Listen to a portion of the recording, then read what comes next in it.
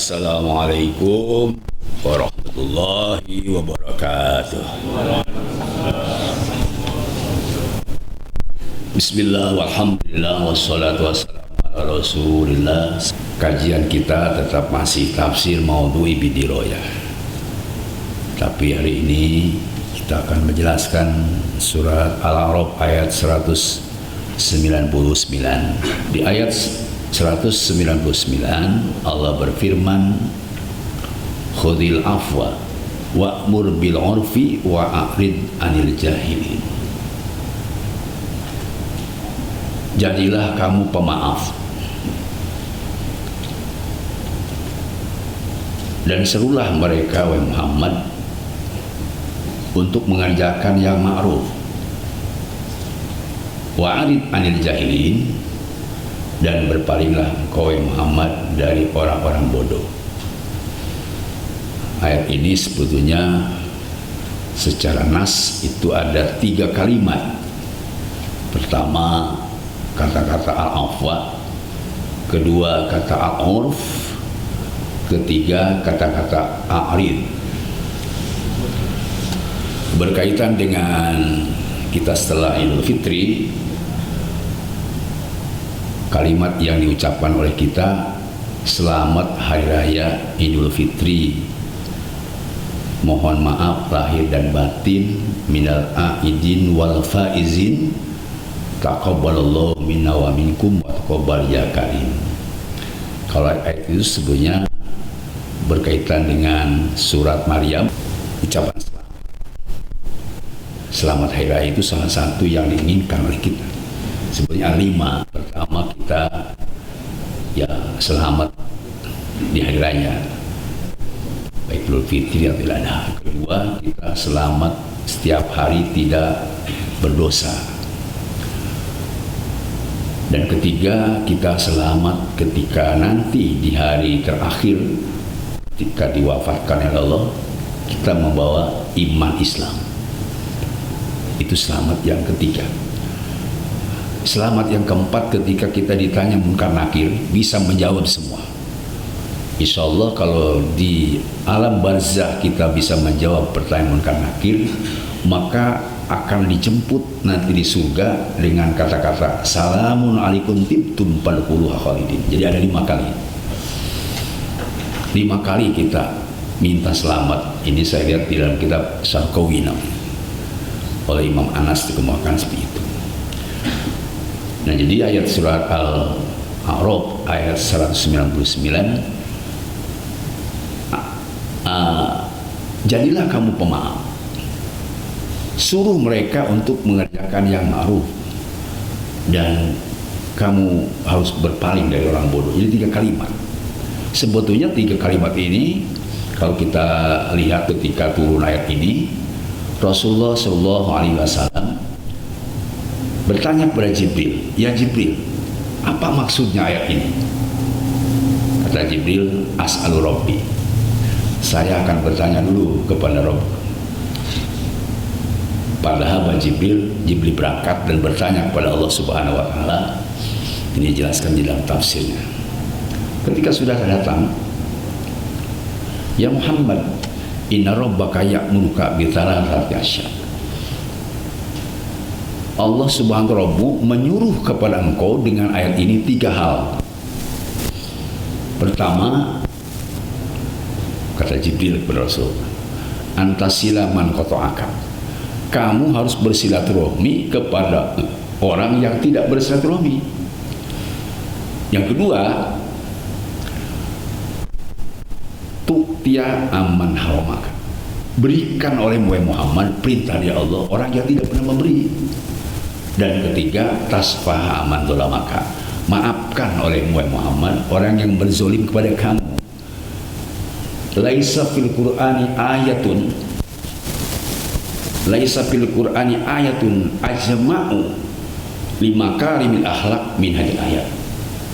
Di Quran yang jumlah 6.666 ayat, tidak ayat yang meliputi akhlak manusia terpuji kecuali ayat ini. Jadi akhlak terpuji itu berintegrasi pada 1, memaafkan kesalahan orang, Kedua, menyuruh berbuat baik pada orang. Dan ketiga, tidak peduli dah sama orang bodoh, biar saja, namanya bodoh. Ini salah satu bagian yang disebut Abdul Fadail dalam hadis. Abdul Fadail itu keutamaan yang paling utama, dan memang pendek tapi maaf ya, susah diamalkan, sulit. Kalau memaafkan itu perbuatan yang luar biasa, sulit. Beda dengan minta maaf. Kalimat memaafkan itu sebetulnya kalimat yang harus muncul, ya, harus muncul ketika orang berbuat salah meskipun tidak minta maaf. Meskipun tidak minta maaf, apalagi mafhum aula, apalagi kalau orang sudah minta maaf, wajib dia memaafkan. Sebab apa? Ada dua, satu rahmatun, orang yang memaafkan itu mendapat rahmat sejak dia mengucapkan sampai dia hari kiamat kelak masuk surga. Dan kedua, dosanya diampuni oleh Allah, orang yang memaafkan. Bahkan di dalam Al-Quran surat Al-Maidah ayat 32 dikaitkan dengan soal Al-Baqarah 187, orang yang memaafkan itu ternyata dia sudah bisa memberikan hidup kepada semua manusia di dunia. Coba, misalnya ada orang yang membunuh, dia harus hukum mati, dihukum cuma kisos. Ini kaitan kisos atau hukuman bahasan itu terkait kepada keluarganya. Kalau keluarganya memaafkan, nggak jadi kisos itu. Tapi kalau dia tidak memaafkan, dihukum kisos, hukum mati. Karena kalau tadi membunuh, ya dibunuh lagi. Tetapi kalau keluarganya memaafkan, itu jelas Al-Quran. Paman ufiyalahu min akhi sayun. Barang siapa orang yang sudah mendapat pemaafkan dari keluarga yang dibunuh, itu masya Allah Pak hayat fattibaun bil ma'ruf. Orang yang dimaafkan itu harus segera dia mengikuti dengan cara yang baik dalam aspek akhlak, ya, spiritual, hati dia karena sudah dimaafkan harus gembira, senang riang. Yang kedua, ada ilai bi ihsan. Ketika bayar dia harus yang lebih baik lagi, baik cepat membayar dan atau lebih daripada yang ditentukan. Jadi dua aspek yang tadi orang sudah mendapat pemaafan. Satu, dia harus berakhlak baik secara sosial, dan kedua, dia harus ada lebih ihsan, memberikan materi dia itu harus dengan cara yang lebih baik. Kenapa? Karena dia sudah dimaafkan. Harusnya dia dikisos, tidak jadi, ya kan? Itu luar biasa Pak, ya. Dan orang yang memaafkan selain tadi dapat moral yang tinggi, sama dengan sudah memberikan aspek sosial budaya Islam yang sangat luar biasa. Yaitu apa? Dia memberi hidup kepada semua manusia. Dalam pengertian memberi hidup bukan membiarkan, sama dengan menjamin kehidupan orang yang sedunia. Itu Al-Quran. Man qatala nafsan bi nafsin aw fasada bil ard, itu soal Al-Baqarah 178. Barang siapa orang yang membunuh tanpa alasan atau membunuh tanpa orang merusak, dia tidak boleh dibunuh. Itu pakai nama qatala nasa jamia, sama dengan dia membunuh semua orang. Kalau dia membunuh tanpa alasan atau membunuh orang tidak membuat kerusakan, berbeda dengan tadi ada alasan, misalnya kisos atau orang sudah berbuat zolim, berbuat kerusakan, dibunuh, itu tidak kena. Orang yang membunuh tanpa alasan dan membunuh tanpa orang pernah membunuh, itu kalau dia mengusuk orang saja, bukan persoalan realitas. Kalau membunuh seorang sama dengan membunuh semua manusia, kalau 5 orang mungkin 5 lipat kali dunia penghuni 7 miliar kali 35 miliar sama dengan dibunuh sama orang tanpa alasan, kecuali kalau memang hak dibunuh. Tetapi kalau tadi sebaliknya, waman ahyan nas, barang siapa yang memberi jaminan hidup kepada manusia, tadi memaafkan dia hidup, itu sama dengan memberi makanan konsumsi semua orang di dunia, dan atau memberikan rasa tenang, memberikan rasa pede percaya diri, seolah sudah cuma tiket bisuit masuk surga kalau memberi hidup kepada seseorang. Itu dalam surah Al-Baqarah 178. Begitu Bapak ya. Jadi makanya kali Kalau kita memaafkan seperti, maaf ya, kalau orang seperti hari Senin kemarin itu tanggal 2 Mei ya, tanggal 1 Syawal, kalau orang hidup seperti tanggal 1, Allah Akbar, nggak akan ada persengketaan, nggak akan ada keributan, nggak akan ada kezoliman. Semua orang merasa salah kok. Maafin ya, maaf. Makin lahir batin lagi. Pada orang belum tentu dibuat salah oleh dia. Maafin ya, aduh saya lahir batin, si bersih hati. Oh coba. Kalau orang semua dipakai dari Rasul yang sampai nanti sampai ini mati, dan seluruh umat Islam khususnya dan umumnya manusia di dunia merasa dirinya salah, wah hebat sudahlah bangsa. Makanya Pak, khudil afwa ini kan tadi memaafkan. Minta maaf itu Pak yang ringan sudah begitu hebatnya, itu minta maaf.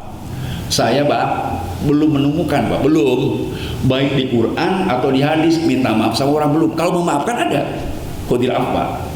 Kalau minta maaf sama orang itu saya belum menemukan. Mungkin Bapak sudah atau siapa yang ada minta maaf sama Allah. Kalau minta maaf sama Allah banyak ayatnya. Istighfar, sholat taubat, banyak ayat yang menjelaskan minta maaf sama Allah. Sebab apa? Gampang. Kalau sekali astagfirullahaladzim dimaafkan sama Allah, tapi Pak kalau minta maaf sama orang belum tentu. Saya contoh misalnya orang beli sepatu 5 juta, lalu ke undangan, lalu keinjak sama temannya, pasti orang yang minjak maafin ya. Cek jalan buka sepatu 5 juta, maafin semaafin 5 juta siapa? Jadi belum tentu dia memaafin orang yang sepatunya keinjak. Jadi ini memaafkan itu ternyata luar biasa. Hudil afwa, jadi pemaaf. Insya Allah cukup hidup memaafkan seorang. Apalagi kalau sudah minta maaf, tidak minta maaf saja pahalanya besar. Saya kira Pak kemarin hari Senin sok saya jawab jawaban. Siapa yang nggak pernah minta maaf? Ayo, semua kan? Nah, saya belum, kenapa baru ketemu ya? Maafin saya, tuh, coba Pak, insya Allah Pak langsung ke surga. Tapi lamun saya Pak maafin, mual, enggak, itu saya nanti cerita itu. Jalma anu tengah maafkan kasih bulu kasih minta maaf, urusan Allah itu malah neka surga, saya ke surga, neka neraka oke, kuma Allah kita udah. Sebab surah itu sudah minta maaf saya. Nah, tapi kita mah kadang-kadang minta maafnya ya dirapel. Besok kita sudah minta besok hari Selasa salah lagi. Biasanya suami istri kata kepuasan yang diciuman suami saya, puasa Selasa bentrok lagi sama suami istri, ada sama mertua ya. Dan sebagainya. Ini kenapa kamu kok berbuat dosa terus? Kan menurut Al-Quran sama taubat, innamat taubatul ladzina ya'maluna su'an bijahatin tsumma yatubuna min qarib.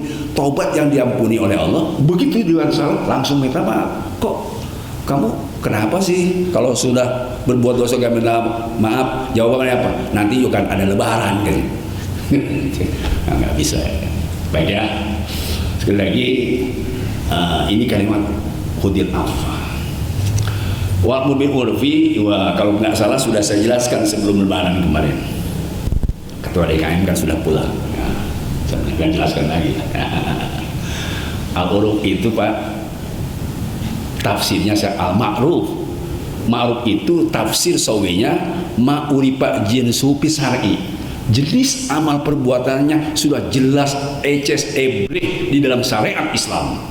Jadi apa saja yang ada di dalam syariat Islam disuruh mengerjakan itu al-ma'ruf. Yuk sholat yuk, nah itu ma'ruf. Ngaji yuk. Yuk siapa yang masih muda nikah yuk, ada janda, nah itu ma'ruf. Nah, yuk siapa yang mau bermadu baru istri, misalkan 2 istrinya, yang ma'ruf kan boleh. Nubuga tilu hiji dia tambah, itu ma'ruf. Dia boleh ya, yang ma'ruf itu diperintah. Jadi ma'ruf itu ma'urifa jinsu fi syar'i, yang ada teks dari Quran hadis itunya al-ma'ruf. Ini tafsir pertama. Kemudian al-ma'ruf yang kedua menurut al-fiqih al-adah. Al-adah itu Pak kalau menurut bahasa kita kearifan lokal. Seperti halal bihalal itu al-ma'ruf. Tidak ada orang Arab bingung non halal bihalal. Atau minal aidin wal faizin. Itu kan ada kalimat yang dibuang, asalnya Ja'alanallahu iyyana wa iyyakum minal aidin wal faidin. Semoga Allah menjadikan aku dan kamu dari orang yang kembali kepada fitrah, kembali kepada hukum yang benar, kembali suci, wal faizin, disertai bahagia, untung dan masuk surga, ridho Allah didapat. Itu al faizin. Kan bagus itu, ya. Udah kemarin diraikan.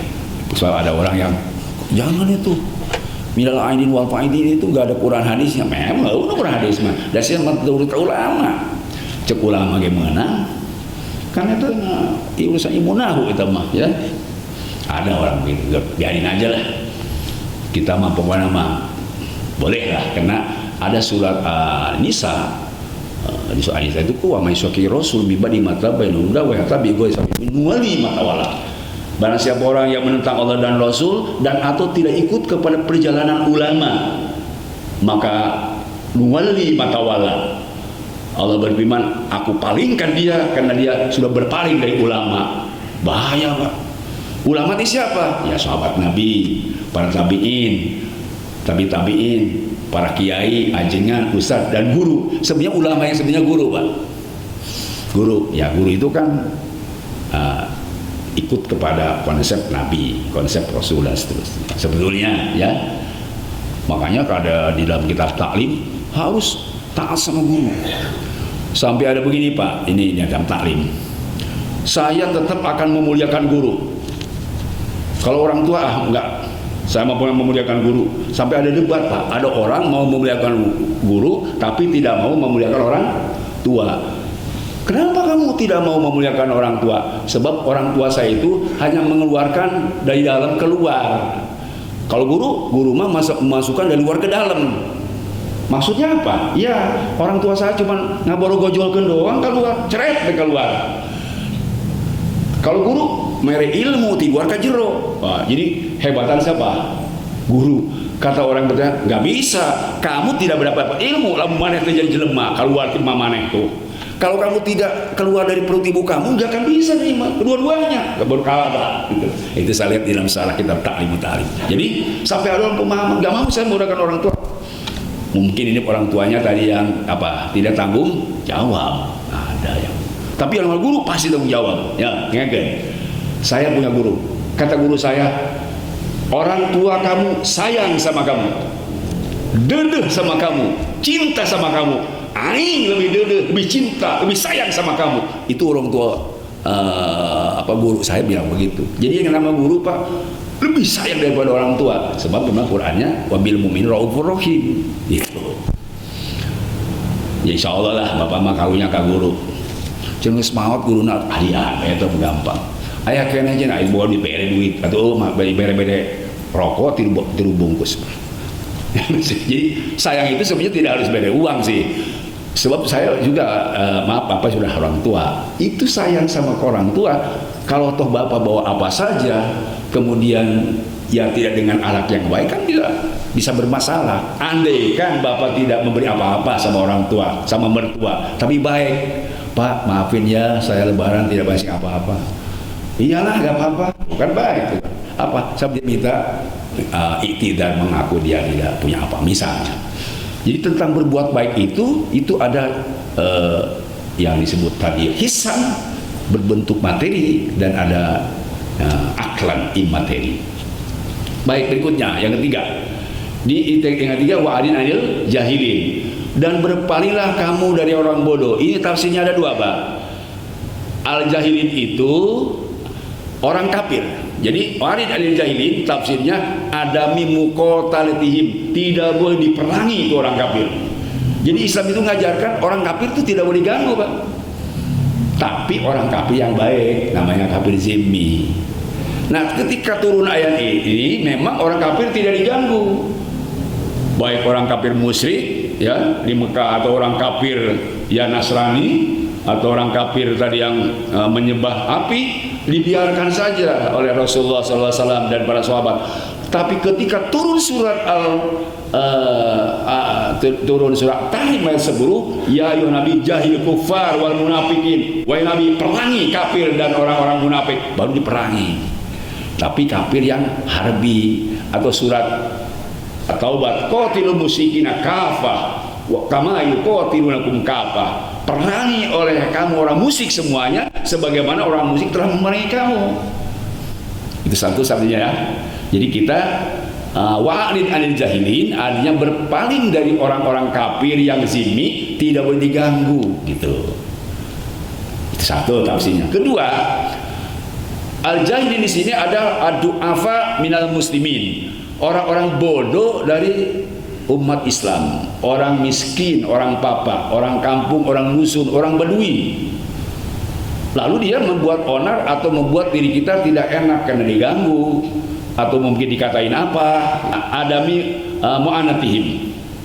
Tidak boleh kita adami ta'nibihim, adami ta'nibihim, tidak boleh dicela orang bodoh, tidak boleh dimaki.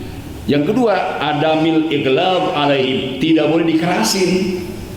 Orang bodoh Pak kalau dikerasin, beda, bisa emo kayak sapi gitu. Jadi tidak boleh. Dan dua, satu, orang bodoh itu tidak boleh dicela, dua, tidak boleh dikerasin, harus tetap dibaikin. Ini kan tadi seperti kan Rasul memberi contoh, ketika ada orang yang tidak meludahin, padahal biasanya Rasul kalau yang diludahin, bagaimana sikap Rasul kepada orang yang meludahin? Udah kan contohnya, ditanya mana nih sakit, Rasul langsung ke pasar, beli jeruk, beli apel, beli pisang. Datanglah kepada yang sakit itu. Takut ya, nah biasanya dia meludahin, kok takut, dikira Rasul marah. Ternyata Rasul kasih hadiah. Coba bapak sekarang bisa enggak? Dilanya orang dibawakan pisang enggak? Kayak aduh, inilah contoh tadi Abdul Fadhil. Jadi orang bodoh itu tidak boleh yang ngapain, memang bodoh. Allah mahdi qaumi fa innahum la ya'lamun. Ya Allah, tunjukin itu orang Taif yang sudah memporak-porak aku, gigit taringku putus, kaku berdarah, tapi Allah maafkan mereka. Fa innahum la ya'lamun, sebab mereka tidak tahu. Kalau tahu mah mungkin ya tidak seperti begitu. Tapi ini Pak tadi kaitan dengan zolamaka, dengan memaafkan, ini memang ada tafsir. Maafkan orang yang mendolimi kamu. Pertanyaannya bagaimana kalau mendolimi rakyat? Nah, nggak boleh, sebab kita kalau memaafkan belum tentu yang lain memaafkan. Apalagi se-Indonesia 270 juta dizolimi, teman wakilkan, gas beres, kumah orang lagi maafkan. Nah, nggak bisa, sebab secara personal gitu. Satu, nggak boleh ya, nggak boleh mewakili. Kenapa? Karena itu sifatnya personal, kezoliman pribadi, dan juga ya maaf, kepribadian pribadi secara nisbiyah, dirinya dicerca maki, pengkor sia, pincang sia, misalnya, apa ya itu dimaafkan. Tapi kalau sudah menghina agama, ya ada maaf bagimu. Tuh lain lagi. Kalau kita punya ajaran Islam dicerca maki, ya tidak ada pemaafan itu mah, sebab sudah mencerca maki Islam itu Pak. Misalnya bapak ini diceraikan, marahin sama teman, sama tetangga. Tapi kalau sudah mencerca masjid, beda. Jadi itu tafsirnya tadi. Yang kedua, memang manusia menurut Ibnu Khalil di dalam kitab Ihya Ulumuddin memang ada 4 Pak. Manusia itu ada 4. Pertama, rojulun yadri wa yadri anu yadri. Ada orang tahu dan tahu dirinya tahu. Fattabi'u, ikuti. Dia pinter, tahu dirinya pinter, ngajar, diikuti. 1.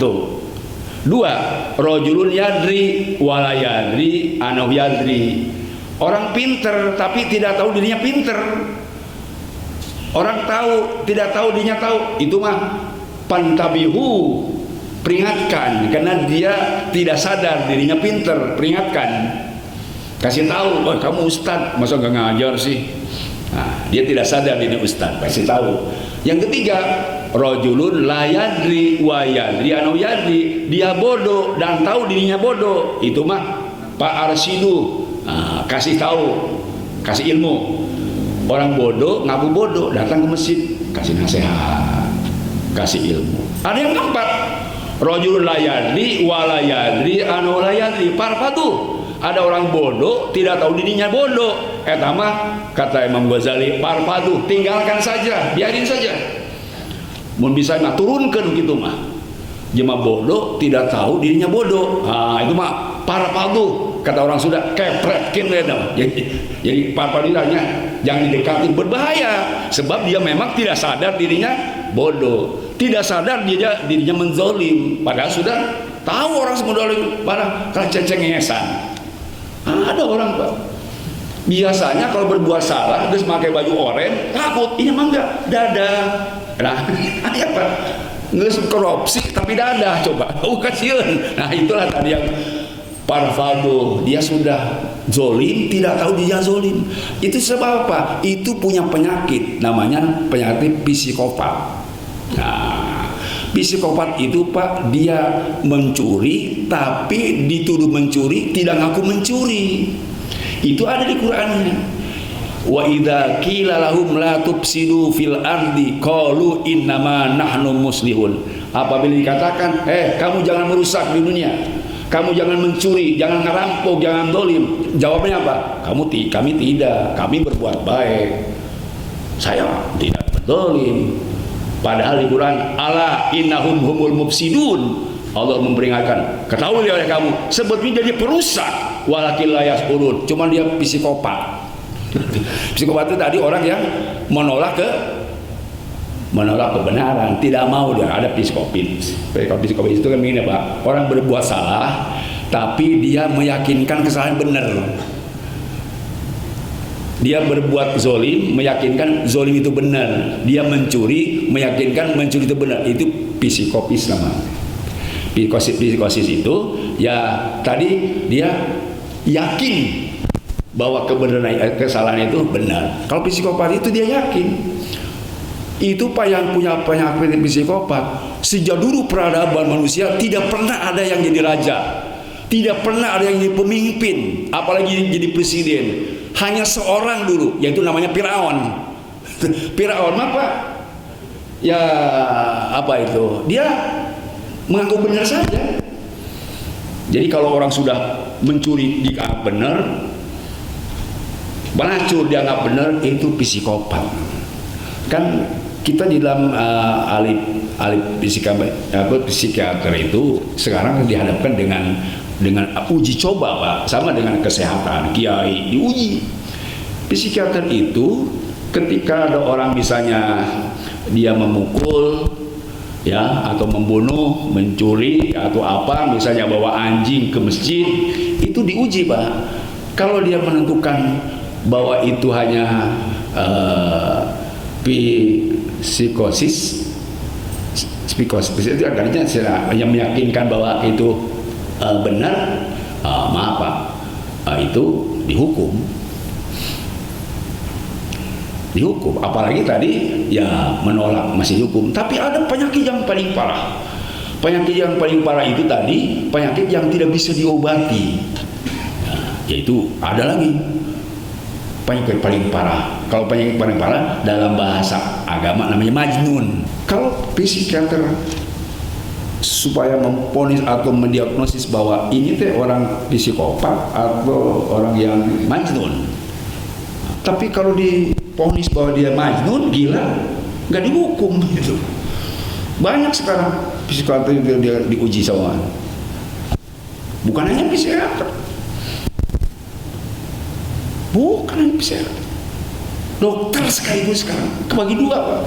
Ayah dokter ini betul ini penyakit berbahaya. Ada dokter tidak menyatakan berbahaya. Bukannya dokter, kiai juga begitu diuji. Pak Kiai, ini haram enggak? Dia culak-culak dulu. Ya itu sedang diuji. Jadi kita sekarang sudah dihadapkan dengan zaman edan. Zaman edan. Zaman edan itu Pak, kalau kita tidak ikut sama edan, dituduh edan. Maka lebih baik ikut yang edan supaya tidak itu edan semua. Ini sekarang sudah zaman gila. Apa zaman gila? Kalau kita tidak ikut sama gila, dituduh gila. Daripada dituduh gila, mending masuk ke orang gila. Supaya apa? Ya gila semua. Ini orang sudah mencuri. Sekarang nih mencuri. Kalau dia tidak ikut mencuri, dituduh mencuri. Akhirnya kemana? Ikut mencuri. Jadi masif. Sudah zamannya sekarang. Dari tingkat atas sampai ke bawah, nggak bohong semua. Mencuri semua. pacur semua. Ya, ini zamannya sekarang. Mauzubillamin zalik. Makanya tadi dimaafkan itu kalau dia tidak berbuat zolim sama umat, tidak berbuat zolim sama agama. Ini yang personil tadi. Ya, mudah-mudahan ayat ini ya apa namanya memberikan makna hidup gitu ya. Intinya satu, kita harus memaafkan kesalahan orang. Dua, perintahlah yang baik-baik. Yang ketiga, biarlah orang bodoh. Tapi tadi ada 4. Kalau orang bodoh datang ke masjid taklim, ke pesantren, aja semua kita. Jadi orang yang tidak layas urun, tidak menyadari dirinya bodoh, itu tinggalkan saja. Susah. Mudah-mudahan bisa ada manfaat. Subhanakallahumma wa bihamdik, asyhadu an la ilaha illa anta, astaghfiruka wa atubu ilaik. Sallallahu alaihi wasallam Muhammadin walhamdulillahirabbil alamin. Assalamualaikum warahmatullahi wabarakatuh.